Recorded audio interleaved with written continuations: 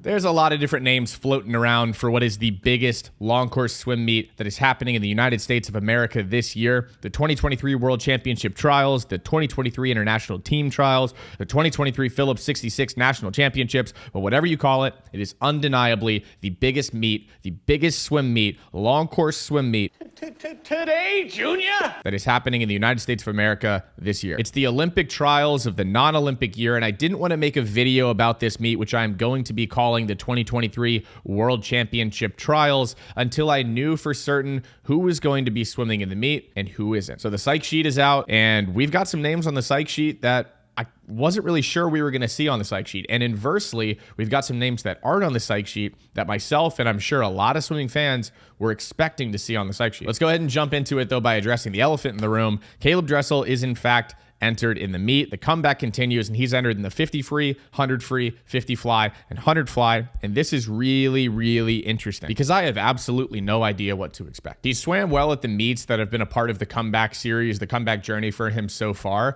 But we're not just talking about someone coming back and trying to make Olympic trials. We're not even talking about someone who is an Olympic trials semifinalist or finalist. We're talking about the guy who for a long time was dubbed as the person that is going to break Cesar Ciello's 50 and 100 freestyle world records. And so while he's still early into his comeback, and I mean, honestly, who knows what kind of shape he was in when he was swimming in the Atlanta Classic and etc. One thing that I know for sure, and the only thing that I really know and I'm going to state is a fact, is when Caeleb Dressel swims in a pool, people watch, and it's good for the sport. So on top of Caeleb Dressel being on the psych sheet, this psych sheet is unbelievably stacked, as expected, including names like Carson Foster, who is seeded top 3 in, I think, every single event that is offered by World Aquatics or USA Swimming in this case. He's seeded top 3 in just about every event possible. Katie Ledecky, the GOAT, the freestyle GOAT, in my opinion, the greatest freestyle swimmer that has ever existed on planet Earth. She's swimming in her traditional events, and the 400 freestyle is going to be really interesting to watch because she is one of a trio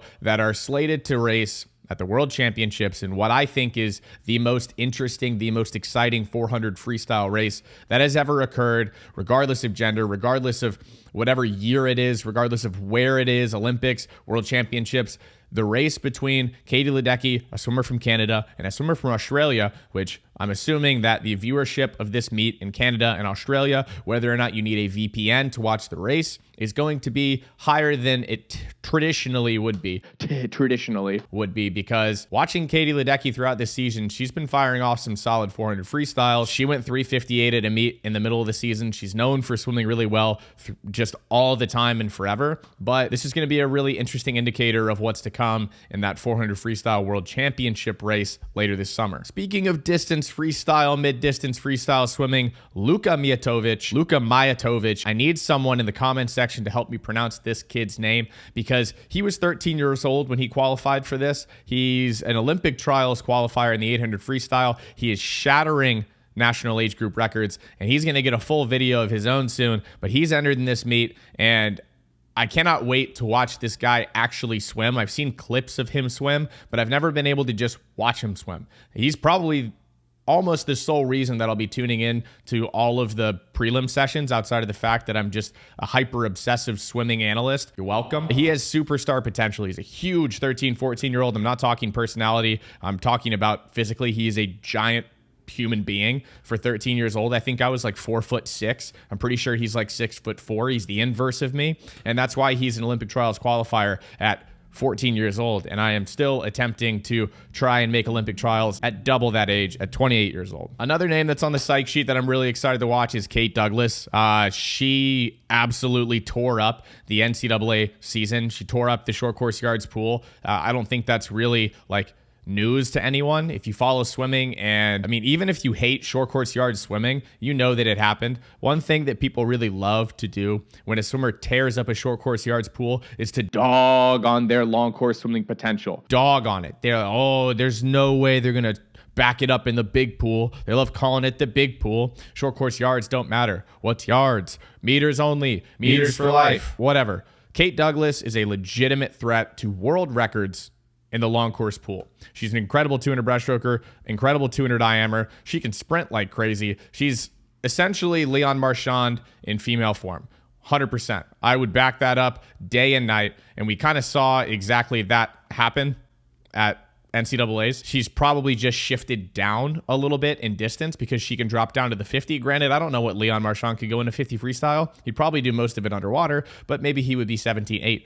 I don't know. But while we're on the topic of people that swim the 200 IM and potentially could be a threat to kind of fight with that swimmer from Canada, what's her name? That's right, Summer McIntosh, who is one of the most exciting swimmers on the planet, but she is not swimming in this meet, so I'm going to cut it right there. We're not talking about Summer McIntosh. We are going to talk about Regan Smith, who in a previous video I pronounced as Regan Smith for the entire video. And I would like to apologize to the entire swimming community. And I would also like to apologize to Regan Smith. My Texas accent slipped through. I went full Regan mode for an entire video. I have a lot of last names and first names in my brain because I do this a lot, and there's a lot of swimmers and there's a lot of countries. So Regan Smith, she swam one of the fastest 200 flies in history, not in a specific area, not at a specific time. One of the fastest 200 flies in history. And if it wasn't for I think a little bit inflated world record, we would be talking about this a lot more. She went 203 in that 200 fly. Can she go faster in that? Will she be one of the first people to go under 203 in the 200 fly? We will find out. I am talking incredibly quickly right now. 200 IM, however, she swam that race at that as well, at the 2023 Sun Devil Open. She swam the 200 IM, became one of the fastest 200 IMers in American history. She swam the 200 backstroke. She doesn't need to become one of the fastest 200 backstrokers in history. She already is,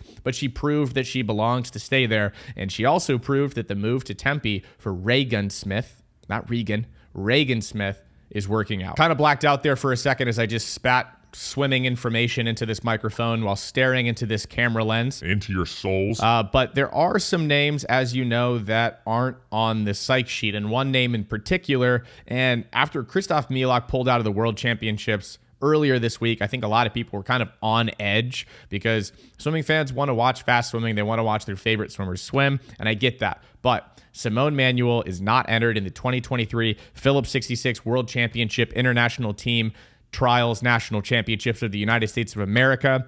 She's been firing off meets left and right. She's been at, I think, every tier Pro Series stop, but from the looks of it, hasn't chosen to swim in this one. Now, of course, I would love to see Simone's name on the psych sheet, and even more than that, I would love to see her swim, as many swimming fans probably would like to as well. But this one makes sense to me, much like not seeing Dressel's name on the psych sheet would have made sense to me as well. If you're in a good spot in training and feel like you could come out and compete for a spot, which is what this meet is. This meet is competing for a spot on the World Championship team, which is why I'm calling it the 2023 World Championship Trials. And I know we're selecting other teams, but I just really like the name 2023 World Championship Trials more. If you're in your comeback grind and you think you need more time, ooh, a little rhyme right there, grind it out, stay focused on the road ahead. I've been down in Tempe. I've seen Simone training. I know Simone's coach. While I wish Simone was on her way to the meet, I get it. The 2023 World Championship Trials, however, are going to be electric. They're going to be electric, and they're going to wear me out. So hit that like button to give me some fuel to make it through what is going to be a hell of a lot of work for this guy sitting in front of the camera right now coming up. Subscribe if you don't want to miss out on one of the 1 million videos that I am about to release on this YouTube channel that you are likely watching this video on. If you are not watching it on YouTube, then someone pirated this video for some reason that does not make sense to me and put it on some platform, because this video is free to watch on YouTube. All you have to do is watch some ads and help me pay for better camera equipment and the room that I am in. But comment what race you're most excited to watch at the 2023 World Championship Trials, and I'll see you in the next one. See ya.